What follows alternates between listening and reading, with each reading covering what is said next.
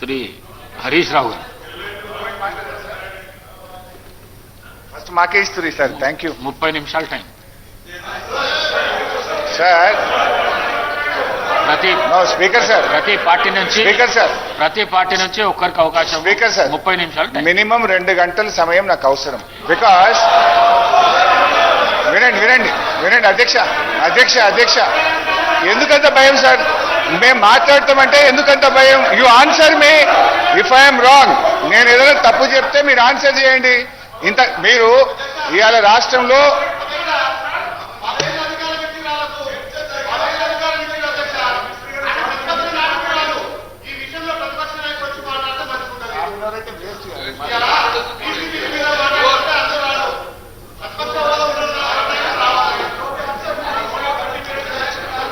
హరీష్ రావు గారు, హరీష్ రావు గారు,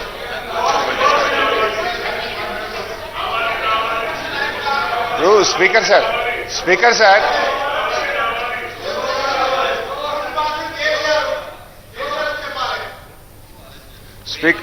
speaker sir, మేము అడిగేది ఒక్కటే విషయం.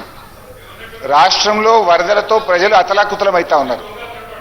రాష్ట్రంలో యూరియా దొరకక ఎరువులు ఆగమవుతా ఉన్నారు. ఈ పరిస్థితుల్లో అసలు నేను మాట్లాడాలని వద్దు, వాళ్ళు మాట్లాడుకోరండి.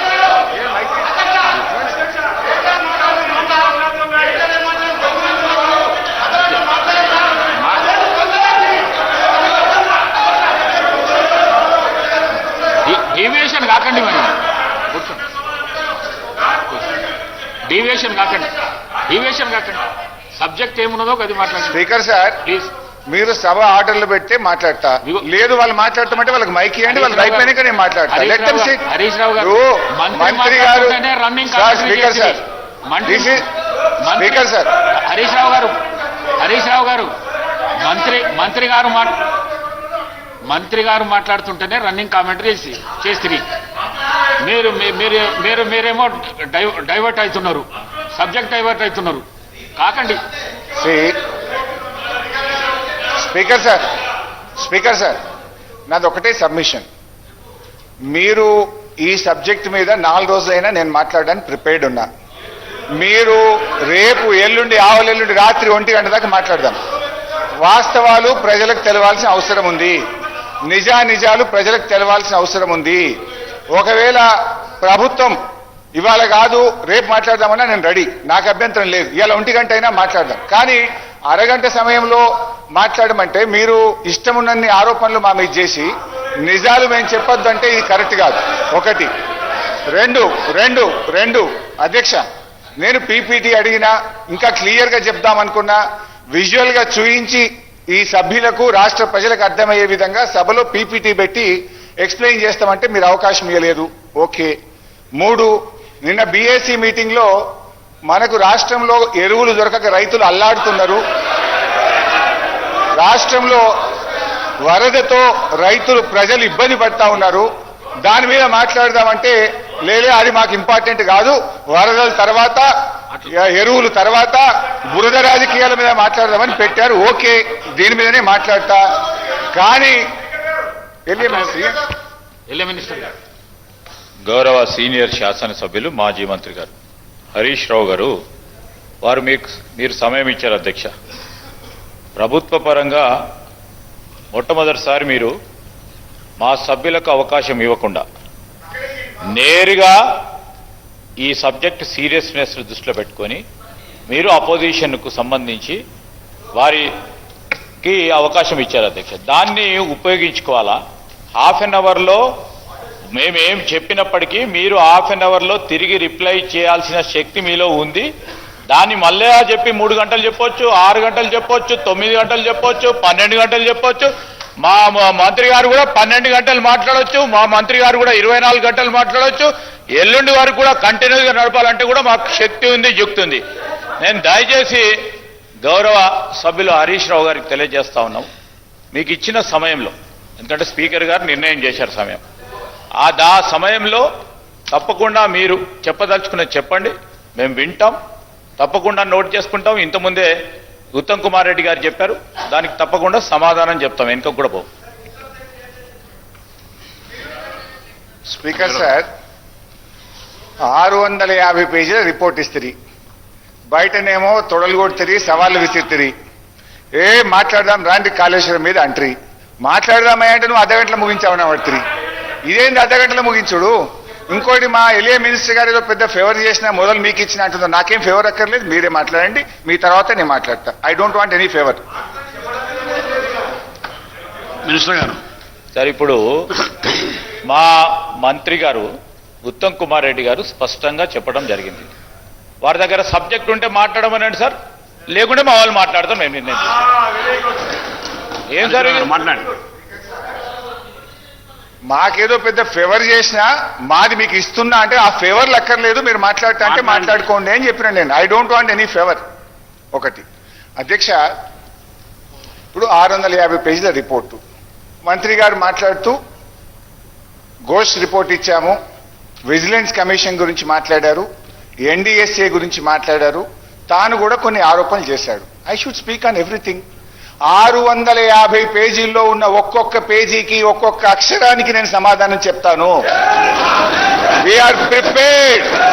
ఇదంతా కూడా బురద చల్లే రాజకీయము. దయచేసి మాకు అన్ఇంటరప్టెడ్ గా, నేను స్టార్ట్ చేయకముందే 2 సార్లు మంత్రి గారు లేశారు. My submission with honourable speaker, 2 చేతులు జోడించి మిమ్మల్ని ప్రార్థిస్తా ఉన్నా, డిస్టర్బ్ చేయకండి, మధ్య మధ్యలో మంత్రులకు ఇవ్వద్దు, నాకు కనీసం 2 గంటల సమయాన్ని ఇవ్వాలని మీ సవినయంగా కోరుతా ఉన్నా. ముందు మాట్లాడండి, సబ్జెక్ట్ మాట్లాడండి. అధ్యక్ష, సరే ఈరోజు సభలో రాష్ట్ర ప్రజలందరూ మనము ఎరువుల మీద మాట్లాడతామేమో, మాకేదైనా డైరెక్షన్ ఇస్తారు. హరీష్ రావు గారు మీరు మీకు ఇచ్చిన సబ్జెక్టు కాళేశ్వరరావు గారి మీద మాట్లాడామని, మీరు ఆ సబ్జెక్టు పోండి, యూరియా ఉంటే తర్వాత వేరే లైన్ మాట్లాడి మీరు ఇది మాట్లాడండి. ముందు మీ సబ్జెక్ట్, మీ టైం అంతా ఇట్లా అయిపోయి మళ్ళీ ఇంకా సమయం తర్వాత అడితే ఇట్లా మీరు దీన్ని మాట్లాడండి, మీ సబ్జెక్ట్ మాట్లాడండి. అంటే ఏం సార్ మమ్మల్ని మాట్లాడినారా మీరు? అసలు ఒక నిమిషం అన్నా మాట్లాడి ఎన్నిసార్లు మైక్ కట్ చేస్తారు సార్? స్టార్ట్ అయ్యేది 2 సార్లు మంత్రి లేచి 4 సార్లు మైక్ కట్ చేస్తారు. ఇదేం పద్ధతి సార్? మీరు మాట్లాడండి, ముందు సబ్జెక్ట్ మాట్లాడండి. అధ్యక్ష, ఇవాళ ఒక విషయం అయితే అర్థమైంది అధ్యక్ష, ఈ ప్రభుత్వం ఇంత ఆదరబాదరగా ఆదివారం నాడు అసెంబ్లీ పెట్టి కాళేశ్వరం రిపోర్ట్ను సభలో పెట్టడం అంటేనే వీళ్ళ బురద రాజకీయం అర్థమవుతా ఉంది అధ్యక్ష. ఎందుకంటే అధ్యక్ష, ఎందుకు పోయిందో చెప్తాను, అన్ని చెప్తా, don't worry, I will answer each and every question. Be patient. Commission of enquiry act 1952 ప్రకారం 8B 8C ఇవ్వకుండా నిబంధనలు అనుసరించలేదని మేము కోర్టుకు వెళ్ళాం. అది ఫండమెంటల్ రైట్, కాన్స్టిట్యూషన్ ఇచ్చిన రైట్. శ్రీమతి ఇందిరాగాంధీ గారు కూడా వెళ్ళారు, ఎల్కే అద్వానీ గారు కూడా వెళ్ళారు. ఇందిరాగాంధీ వెళ్తే ఒప్పు, మేము వెళ్తే తప్ప. ఎల్కే అద్వానీ గారు వెళ్తే ఒప్పు, మేము వెళ్తే తప్ప. I will explain all those things, don't worry. అయితే అధ్యక్ష, సరే ఆ విషయం కోర్టులో ఉంది, 3 వారాల్లో ప్రభుత్వం కౌంటర్ వేస్తామని చెప్పింది. మేము ఎక్కడ సుప్రీంకోర్టు వెళ్తామో, ఎక్కడ ఈ కమిషన్ రిపోర్ట్ క్వాష్ అయిపోతుందో, దీంట్లో సత్తా లేదు, దీంట్లో నియమ నిబంధనలు పాటించలేదనే విషయం ముఖ్యమంత్రి గారికి బాగా అర్థమైంది. అందుకే ముఖ్యమంత్రి గారు సుప్రీంకోర్టులో కేవిటేసిండ్రు. కోర్టులో కూడా రేపో మాపో మళ్ళీ డిస్కషన్కి వస్తుంది కదా, ఈలోపు అది స్టే వస్తే క్వాష్ అయిపోతుందేమో అని చెప్పి ఆదరబాదరగా ఆదివారం నాడు రిపోర్టు పెట్టిందంటేనే మీ కుట్ర ఏందో అనేటువంటిది స్పష్టంగా రాష్ట్ర ప్రజలకు అర్థమవుతా ఉంది అధ్యక్ష. ఇప్పుడు విషయాలు వెరీ క్లియర్. ఇదంతా పొలిటికల్ గా మీరు చేస్తున్న కథ. అసెంబ్లీ ఎన్నికల ముందు ప్రిలిమినరీ రిపోర్టు, పార్లమెంట్ ఎన్నికల ముందు మధ్యంతర నివేదిక, మా సిల్వర్ జూబ్లీ జరుపుకుంటే ఫైనల్ రిపోర్టు, ఇప్పుడు పంచాయతీ ఎన్నికలు రేపో మాపో నోటిఫికేషన్ వస్తుంది కనుక ఇప్పుడు Ghosh report. It's all political drama అధ్యక్ష.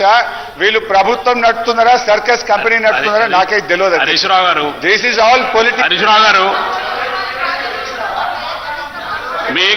మీకు ఇచ్చిన సమయాన్ని మీరు సద్వినియోగం చేసుకోండి. మీరు తర్వాత మళ్ళీ మాకు సమయం ఇవ్వలేదనే దానికంటే మీరు మంత్రి గారు చాలా స్పష్టంగా మాట్లాడినారు. సబ్జెక్టు డైవర్షన్ కాకుండా సబ్జెక్టు మాట్లాడినారు.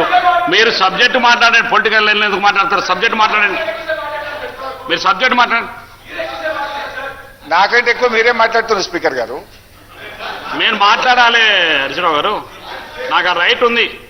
కమిషన్ రిపోర్ట్ గురించి చర్చించే ముందు సహజ న్యాయానికి ప్రజాస్వామ్యానికి సంబంధించినటువంటి మౌలిక అంశాల గురించి ముందు నేను మాట్లాడదలుచుకున్నా అధ్యక్ష. పీసీ ఘోష్ కమిషన్ విచారణ చట్టబద్ధంగా విధి విధానాలను పాటిస్తూ జరిగిందా లేదా అనేటువంటిది చర్చించాల్సిన అవసరం ఉంది. నేను చెప్తున్న విషయాలు సాంకేతికపరమైనవి కాదు అధ్యక్ష, సహజ న్యాయానికి ప్రజాస్వామ్యానికి సంబంధించిన మౌలిక అంశాలు, రాజ్యాంగం కల్పించిన హక్కుల గురించి నేను మాట్లాడుతున్నాను అధ్యక్ష. చర్చ వ్యక్తుల గురించి కాదు.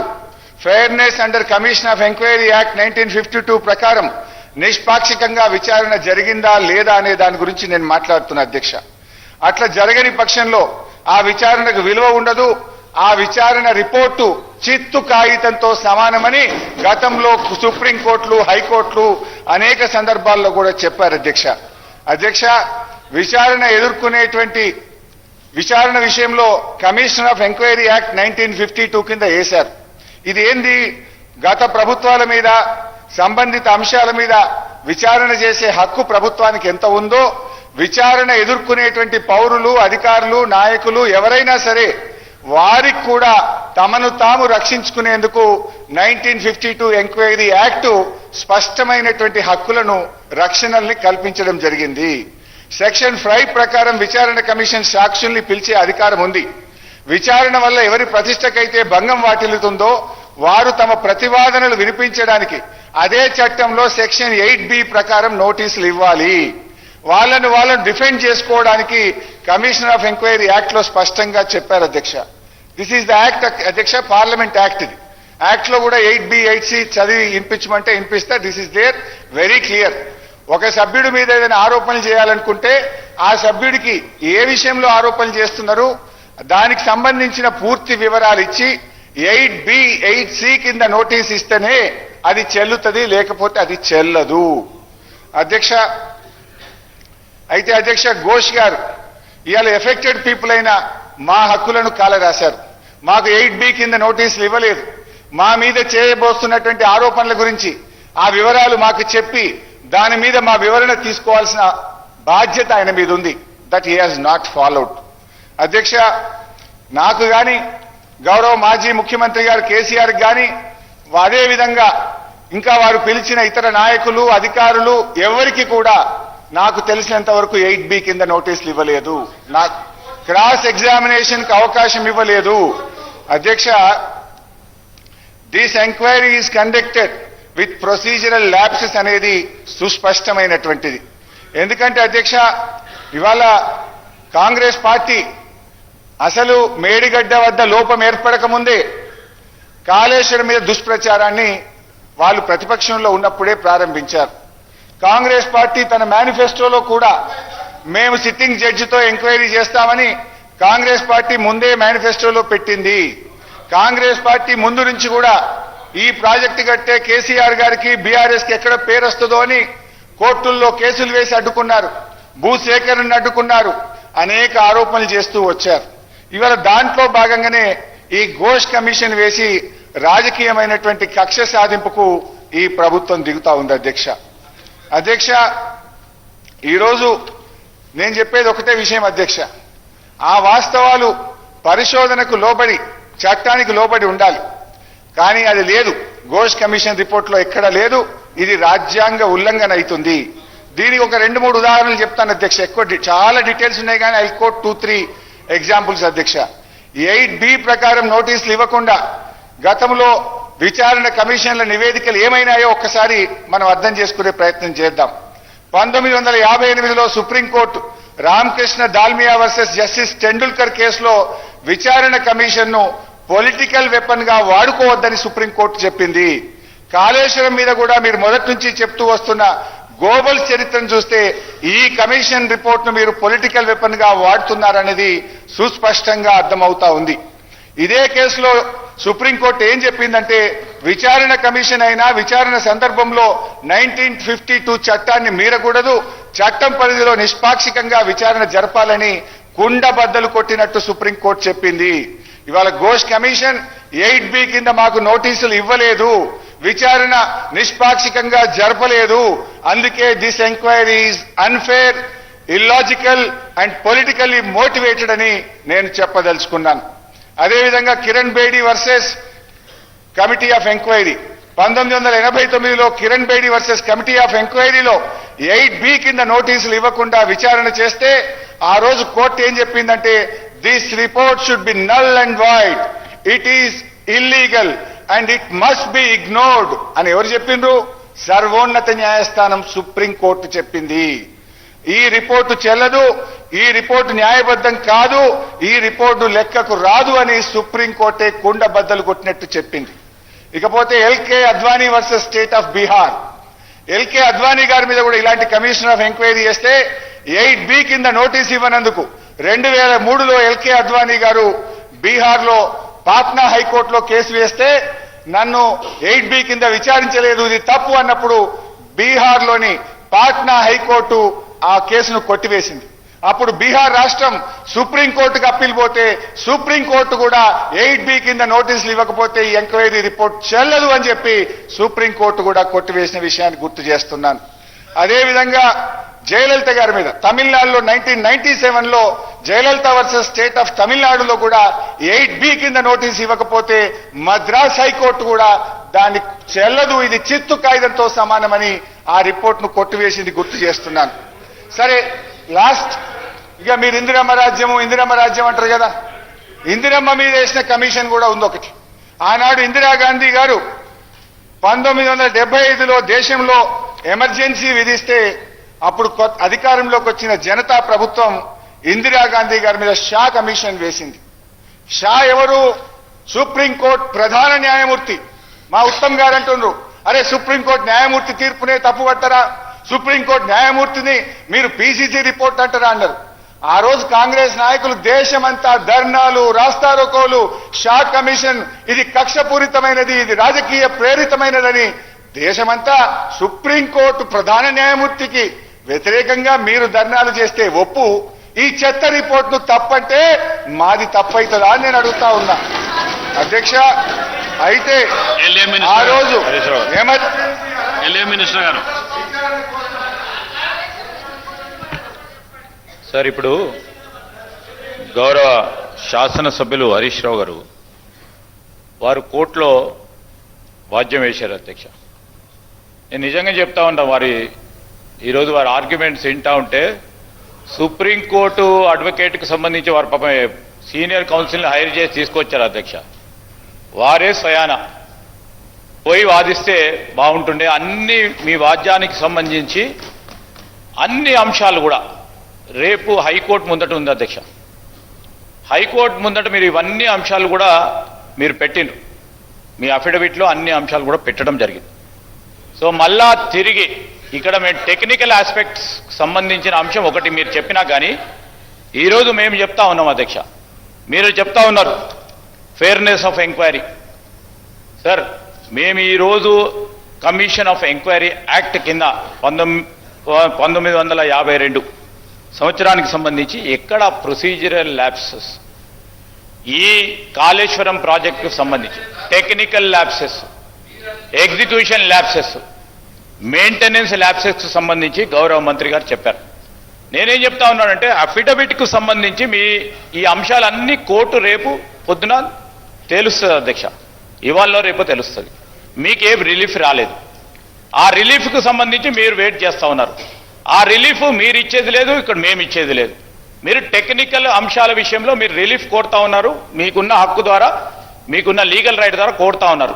ఆ అంశాలను దృష్టిలో పెట్టుకొని ఈరోజు మేము అడిగేది ఏంటంటే అవన్నీ కూడా ఈరోజు కోర్టు ముందట ఉన్నాయి. మీరు అడిగిన టెక్నికల్ అంశాల విషయంలో 8B కానీ 8Cకి సంబంధించిన అంశాలు అవి రేపొద్దున హైకోర్టు తెలుస్తుంది. అధ్యక్ష, then we will proceed, we have to proceed according to the law. మేమేం అడుగుతా ఉన్నాం అధ్యక్ష, ఇప్పుడే ఇరిగేషన్ మంత్రి గారు అన్ని విషయాలు స్పష్టంగా చెప్పడం జరిగింది. ఎందుకు, ఏ విధంగా కమిషన్కు సంబంధించి ల్యాప్సెస్ ఏ విధంగా మీకు వారు చూపెట్టడం జరిగింది. స్పష్టంగా ప్రతి క్లాస్ పై క్లాస్ వారు చెప్పడం జరిగింది. ఎగ్జాక్ట్గా ప్రిసైజ్గా ఒక ½ an hourలో పూర్తి స్థాయిలో తెలియజేయడం జరిగింది. గౌరవ సభ్యుల్ని కోరుతా ఉన్నాను అధ్యక్ష, let's not go to the technicalities of what. మీరు టెక్నికాలిటీస్ విషయంలో మీరు వాద్యం వేసే దానిపైన ఉంది. మేము కూడా చెప్తా ఉన్నాం అధ్యక్ష. ఈరోజు ఇక్కడికి సంబంధించి మరి వారు ప్రతి సందర్భంలో కమిషన్నే కాంగ్రెస్ పార్టీ కమిషన్ అంటూ అన్నారు. మీరు ఈ రోజుకు సంబంధించి మీ సీనియర్ కౌన్సిల్గా ఉన్న హరీన్ రావుల్ గారు మీరు హైర్ చేస్తూ ఉంటారు. అతను ఎవరు? ఏఐసిసికి సంబంధించిన సీనియర్ సభ్యుడు అధ్యక్ష. సీనియర్ కౌన్సిల్గా వాద్యాలు తీసుకొని మీరు కౌన్సిల్ని కూడా ఏర్పాటు చేసుకుంటూ ఉంటారు అధ్యక్ష. దట్ లీగల్ ప్రొఫెషన్ అది. అండ్ హయ్యెస్ట్ రెస్పెక్టబుల్ పోస్ట్ను హోల్డ్ చేసి ఫస్ట్ లోక్పాల్గా గుర్తింపు పొందిన ఆయన ఫైండింగ్స్ని మీరు తప్పుపడితే పట్టొచ్చు, కానీ ఇష్టారాజ్యంగా అడ్డగోలుగా పార్టీ పరంగా మాట్లాడటం సరికాదు. ఇది ఖచ్చితంగా చెప్తా ఉన్నాం. ఆయన నిష్పక్షపాతంగా ఈరోజు వారి ఫైండింగ్స్ ఇవ్వటం జరిగింది. మా బాధ్యతలో భాగంగానే ఈరోజు మేము సభలో పెట్టడం జరిగింది. దానిపైన మీకు ఏమైనా అభ్యంతరాలు ఉంటే ఆ విధంగా కార్యక్రమం చేయండి. కానీ వారు లేచి పార్టీ పరంగా మాట్లాడతామంటే ఆ రోజు ఇందిరాగాంధీకి సంబంధించి ఆ రోజున్న కక్షపూరితం మేము ఇప్పుడు ఇంతకుముందు చెప్పారు. కక్షపూరితంగా చేస్తే రెండో రోజే ప్రభుత్వం వచ్చిన రెండో రోజే రాజకీయ కక్ష మొదలైతా ఉండే.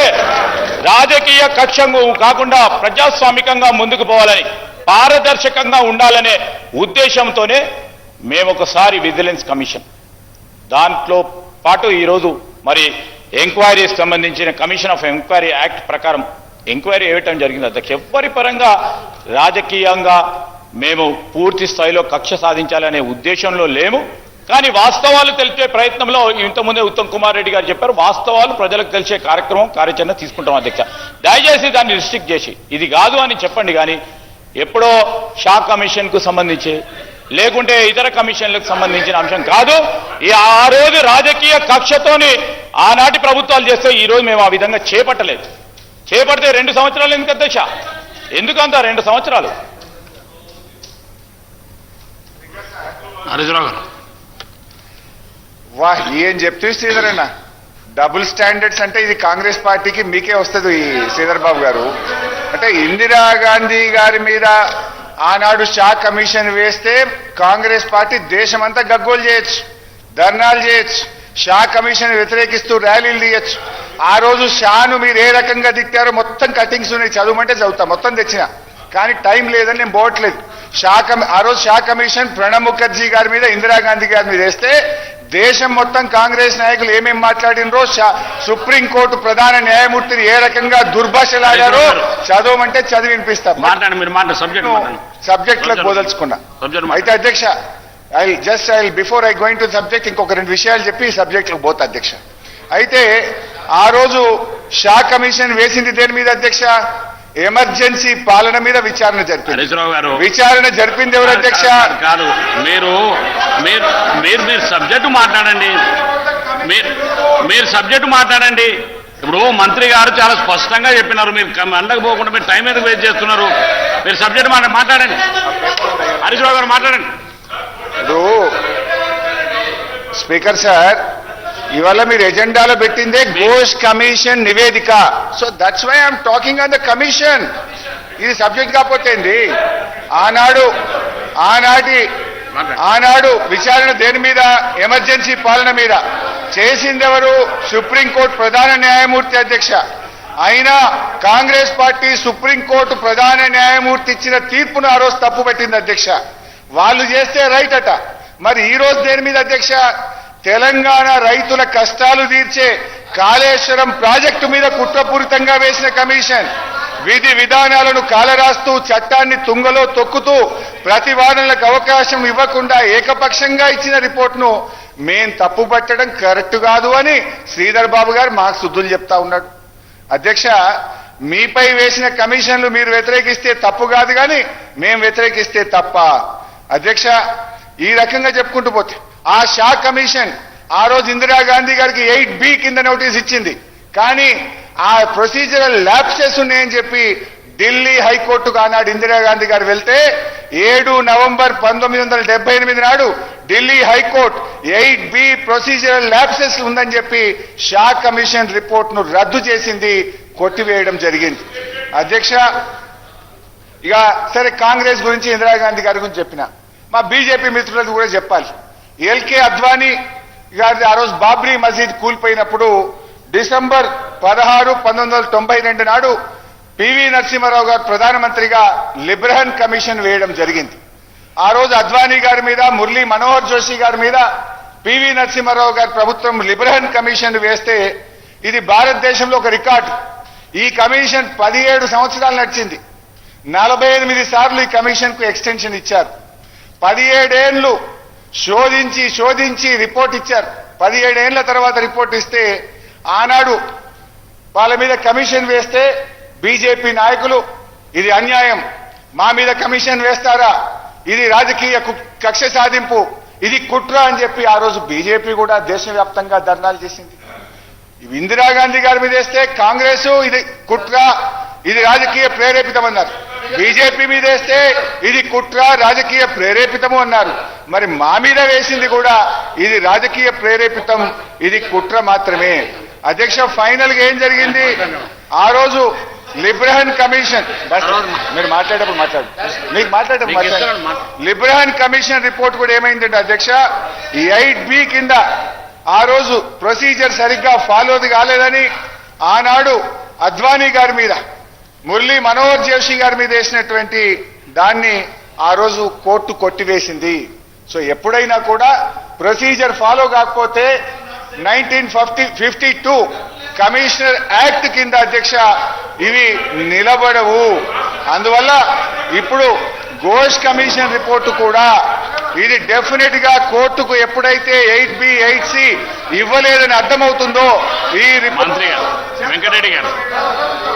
వెంకరెడ్డి గారు స్పీకర్ సార్ గౌరవ సభ్యులు సీనియర్ శాసనసభ్యులు హరీష్ రావు గారికి మీరు కోర్టు కేసులు దాని గురించి ఇప్పుడు మాట్లాడతామే కాదు, మీరు మేడిగడ్డ, అన్నారం, సుందెల్ల బ్యారేజీలు దాని ద్వారా రాష్ట్రానికి 1,00,000 కోట్ల ప్రజాధనాన్ని దుర్వినియోగం చేసి అక్రమాలకు అవినీతులు పాడుపడి ఈరోజు దాని మీద చర్చ జరుగుతున్నప్పుడు ఈ కేసుల విషయం ఇవన్నీ అంటే నువ్వు కోర్టు పరంగా కోర్టుకు పోయి స్టే తెచ్చుకోనో ఘోష్ కమిటీని రద్దు చేసో నువ్వు శిక్ష తప్పించుకోవాలనో ఏదో చూస్తున్నట్టు నువ్వు మాట్లాడుతున్నట్టు నాకు అర్థమైంది.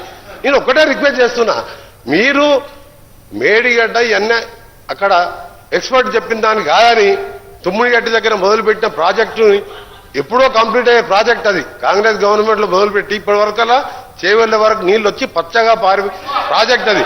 ఆ దాన్ని ఆపి మీరు కమిషన్ల కోసం కిందికి పోయి 3 లిఫ్టులు తీసుకొచ్చి మళ్ళా కిందికి నీళ్లు వదిలిపెట్టాలి. నేను ఒకటి చెప్తున్నా ఎగ్జాంపుల్, నాకు పొరపాటు గ్రాపాటు మరొక్కసారి ఇట్లా ఈ టీఆర్ఎస్ గవర్నమెంట్ వస్తే కింద పోలవరం దాకా 3 లిఫ్ట్లు పెట్టి మళ్ళీ 1,00,000 కోట్లు దోసుకుంటుండే వీళ్ళు. నేను ఒకటే అడుగుతూ ఒకటే, మీరు క్లియర్ గా ఈ సబ్జెక్ట్ మీద రండి. అది రేపు వచ్చినప్పుడు మళ్ళీ రేపు సెషన్లను ఈ ఘోష్ కమిటీలు ఏ కేసులు జరిగినాయి, 1975 ఏం జరిగినాయి ఇవన్నీ తర్వాత మాట్లాడదాం. ఇప్పుడు దీంట్లో అవినీతి జరిగింది, మేడిగడ్డ కుంగిందా లేదా, అది ఎన్డీఎస్ఏ రిపోర్ట్ ఏమిచ్చింది, ఈ మిగిలిన రెండింటికి కూడా మేము గ్యారెంటీ ఇవ్వలేము, ఇప్పుడు పోతే తెలవలేము అని క్లియర్ కట్ ఎన్డీఎస్ఏ రిపోర్ట్ ఉంది. దాని మీద మాట్లాడటానికి ఇంత సీరియస్ సబ్జెక్ట్ మీరు ఎక్కడో తీసుకెళ్లి డైవర్ట్ చేసి మీరు తప్పించుకోలేరు. మీరు ఘోష్ కమిటీ కాదు కదా, ప్రజలు శిక్షించరు. ఎన్నికల ముందు జరిగిన దాన్ని కానీ కాళేశ్వరం చేసిన అక్రమాల మీద ప్రజలు ఆల్రెడీ శిక్షించును, మీరు అనుభవిస్తును, అప్లపాలు చేసిండ్రు, రాష్ట్రాన్ని అప్లపాలు చేసి మీరు శిక్ష అనుభవిస్తున్నప్పుడే శిక్ష మీకు లోబడ అనుభవిస్తున్నారు. ఇలా కొత్త రాష్ట్రాన్ని అప్లపాలు చేసి మీరు శిక్ష అనుభవిస్తున్నారు. మీరు దాని మీద మాట్లాడమని హరీష్ రావు గారు రిక్వెస్ట్ చేస్తున్నాను. మీరు సబ్జెక్టుకి రండి. ఈ ఘోష్ కమిటీలు పాత రిపోర్ట్లన్నీ 1947కి వెళ్ళి జరిగిన జడ్జిమెంట్లు కోర్టు మీద పోయి కేసు రద్దు, మీరు ఘోష్ కమిటీని రద్దు చేయించుకోవాలి, అది దాని మీద మాట్లాడుతున్నారు. మీరు తప్పు చేసింది కాబట్టి ఇవన్నీ మాట్లాడుతున్నారు. మీరు దాని మీద రండి. మేడిగడ్డ కాళేశ్వరం అన్నారు, మీరు ఎట్లా ఏ విధంగా చేసిండ్రు, దాంతో నిరుపయోగం చేసి ఇవాళ 11,000 ఆల్రెడీ ఖర్చు పెట్టి మా చేవెళ్ళ రంగారెడ్డి ప్రజలు ఇంత హైట్ లో ఉంటే ఇప్పటివరకల్లా పచ్చగా పారే ప్రాజెక్టుని వాళ్ళ కడుపు కాడ వాళ్ళ మొత్తం నోటికాడ బుక్కలు లాక్కొని మీ కమిషన్ల కోసం ప్రాజెక్టులను కింద పెట్టి ఈరోజు దాని మీద మాట్లాడుకుంటాను. మీరు మాట్లాడుతుంటే ఒక సీనియర్ సభ్యులు స్టేట్గా ఈ సబ్జెక్టుకి రండి, కాళేశ్వరం రండి, కొలాబ్స్ అయింది, మా తప్పయింది. ఒక్క నిమిషం హరీష్ రావు, మా తప్పయింది, మా నాయకుడుకు ఎదురు చెప్పేది వాడు లేడు, ఆయననే సీఎం, ఆయననే చీఫ్ ఇంజనీర్, ప్రపంచంలో వింత కట్టినట్టే కట్టిండు, టూరిస్టులను తీసుకుపోయిండు, అది చూడకపోతే కూలి కూడా పోవడం జరిగింది. మీరే కట్టిండు, మీరే కూలగొట్టిండు. ఒక నిమిషం అధ్యక్ష, నాగార్జున సాగర్ ప్రాజెక్టు పాలమూరు కూలీలు ఆ బండలతోని మొత్తం భుజాల మీద బండలు పలకొట్టి కడితే ఇప్పటికి ఒక్క దగ్గర క్రాక్ రాకుండా ఆ రోజు జవహర్లాల్ నెహ్రూ, ఇందిరాగాంధీ గారు అలాంటి ప్రాజెక్టు కట్ట చరిత్ర ఉన్నది. నువ్వు ఆదరాబాద్ దగ్గర 3 ఏళ్ళు కాకుండా 5 ఏళ్ళు పడుతుంది. తొందర ఏమున్నది నీకు? ఎక్కడ కట్టాలో తెలియదు ప్రాజెక్టు. ఇంజనీర్లు వద్దరు దగ్గర కట్టాం, మేడిగడ్డ కూలగొట్టినావు. దాన్ని ఏం చేయాలో మాకు అర్థం కాక మేము ఏం చేయాలో ఆలోచించుకుంటూ ఈ రాష్ట్రాన్ని ఎట్లా చేయాలి, రేపు 3 కూలిపోతే వాడు. అందుకని ఏది పడితే అది మాట్లాడకుండా స్ట్రేట్గా సబ్జెక్ట్ రావాలని గౌరవనీయులు హరీష్ రావు గారు రిక్వెస్ట్ చేస్తున్నా. దీని మీద మీరు ఇరిగేషన్ మినిస్టర్ ఉండరు, ఆ తర్వాత ఇరిగేషన్ మినిస్టర్ లేడు రాష్ట్రానికి. 5 ఏళ్ళు సీఎం గారే ఇరిగేషన్ మినిస్టరు, 5 ఏళ్ళు మీరు ఉండరు కదా. దాని మీద మీరు స్ట్రేట్గా రమ్మని నా రిక్వెస్ట్. మీరు కోర్టు కేసులు పోవాలంటే తర్వాత మాట్లాడదాం, నెక్స్ట్ సెషన్లో మాట్లాడదాం, మొత్తం లా మొత్తం కూడా కేసులు మాట్లాడదాం. సరే అధ్యక్ష, కోర్టు కేసు గురించి మాట్లాడొద్దు అంటున్నారు. మరి కోర్టుకు ఇందిరాగాంధీ గారు ఎందుకు పోయినరు, ప్రణబ్ ముఖర్జీ గారు ఎందుకు పోయినరు? సో ఎవరైనా తన సహజ న్యాయాన్ని పాటించినప్పుడు, తన హక్కులకు భంగం వాటిల్లినప్పుడు వెళ్ళేటువంటి అవకాశం ఎవరికైనా ఉంటుంది అధ్యక్ష. అండ్ ఉత్తమ్ గారు కూడా మాట్లాడుతూ కోర్టుకు మీరు వెళ్ళినప్పుడు అసెంబ్లీలో చర్చించొద్దని కోర్టుకు వెళ్ళారని కూడా ఉత్తమ్ కుమార్ రెడ్డి గారు అన్నారు. We never said that. మేము ఈ కేసును ఈ రిపోర్ట్ను క్వాష్ చేయమని వెళ్ళాం తప్ప అసెంబ్లీలో చర్చిద్దాం విషయాన్ని మాట్లాడండి. ఇరిగేషన్ మినిస్టర్ గారు.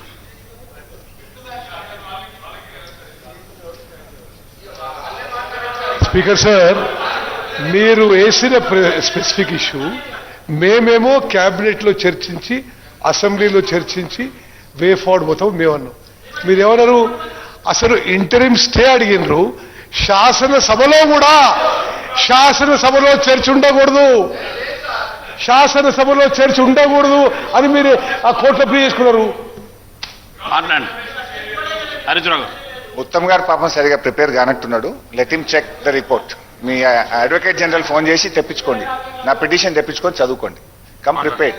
మీరు చెప్పినవన్నీ కూడా చాలా బద్దాలనే I will come to you. So గౌరవనీయులు కోమటిరెడ్డి వెంకటరెడ్డి గారు పెద్దలు మాట్లాడుతూ, వెంకన్న మాట్లాడుతూ ఏమన్నాడంటే, హరీష్ రావు గారు మీరు సబ్జెక్ట్ మాట్లాడండి, మాట మార్చొద్దు అన్నారు. మాట మార్చుడు కోమటిరెడ్డి వెంకన్నకు అలవాటు ఉంటుంది తప్ప నాకు ఉండదు. విషయం చెప్పాలి. మీరు అనుమతిస్తే అధ్యక్ష, కోమటిరెడ్డి వెంకటరెడ్డి గారు కాళేశ్వరం ప్రాజెక్టు మీద మాట్లాడిన వీడియో తెచ్చాను. ఒక్క నిమిషం ఆ వీడియో చూపిస్తాను.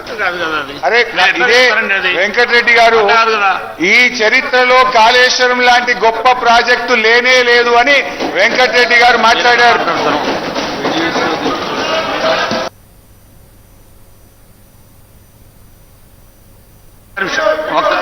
ఒక్క నిమిషం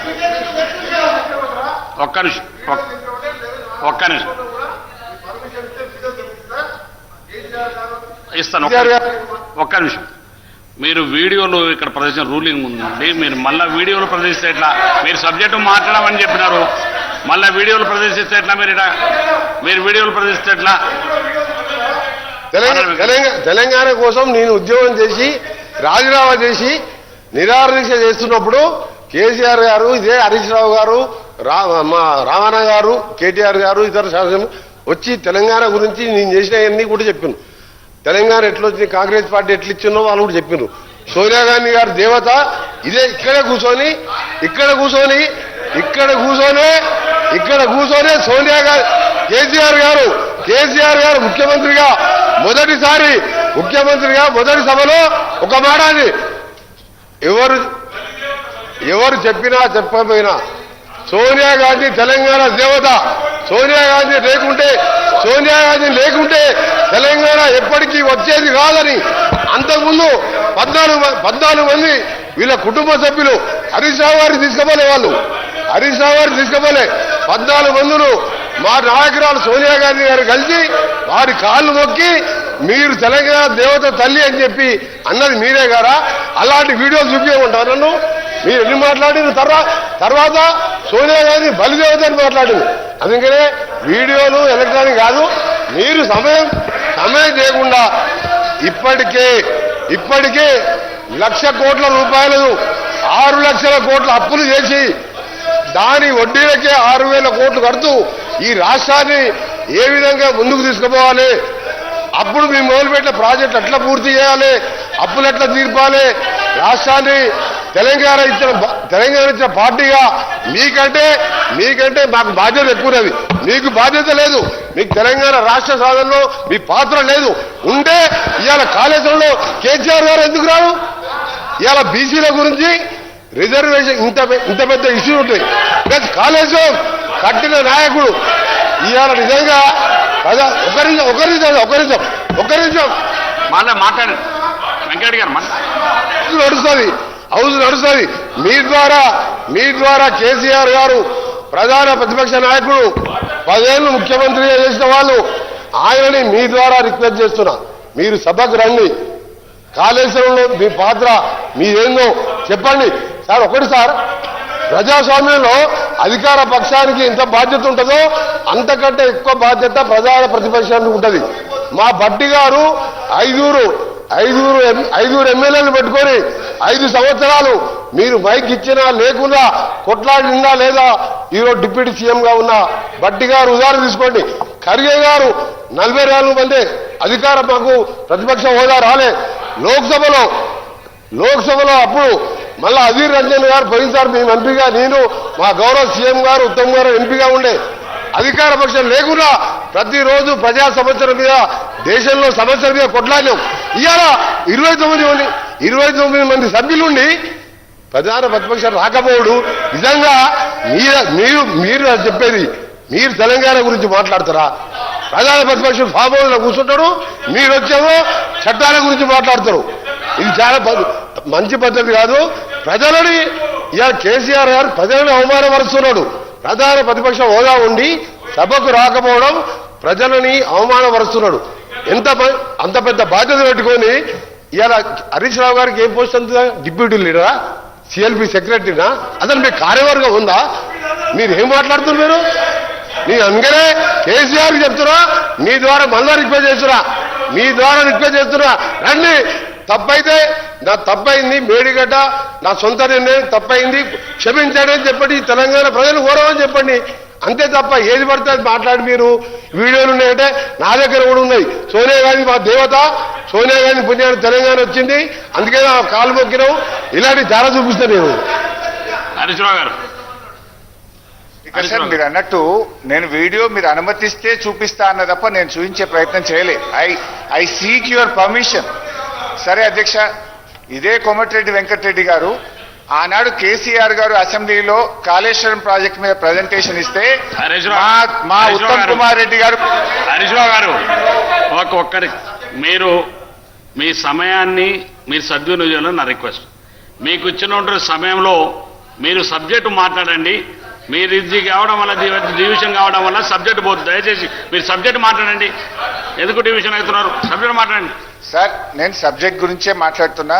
ఇప్పుడు మంత్రి గారు లేచి నా మీద 20 నిమిషాలు మాట్లాడితే నేను 2 నిమిషాలనే చెప్పుకోవాలి కదా సార్. మీరే అనవసరంగా ఇప్పటికీ 5 సార్లు డిస్టర్బెన్స్ అయింది నాకు. ఇప్పుడు ఇదే వెంకటరెడ్డి గారు ఆనాడు కేసీఆర్ గారు కాళేశ్వరం ప్రజెంటేషన్ ఇస్తే మా ఉత్తమ్ కుమార్ రెడ్డి గారు ప్రిపేర్ అయి రాలేదని పోయిండు. ఇది కరెక్ట్ కాదు, మాట్లాడేది ఉండే. కేసీఆర్ అద్భుతంగా పనిచేసిండు, కాళేశ్వరం ప్రాజెక్టు చాలా గొప్ప. మీరు ఎందుకు మినిస్టర్ గారు? స్పీకర్ సార్, హరీష్ రావు గారు హద్దు దాటుతున్నాడు. మీరు లిమిట్ లో ఉండండి. జరగలేదు సంఘటన, అట్లా జరగలేదు. మీరు అట్లా సిగ్గుండాలే. 1,00,000 కోట్ల ప్రాజెక్టు నాశనం చేసి ఇంకా నవ్వుతున్నావు మీదకని. నవ్వుతున్నావు, సిగ్గుండా మీకు?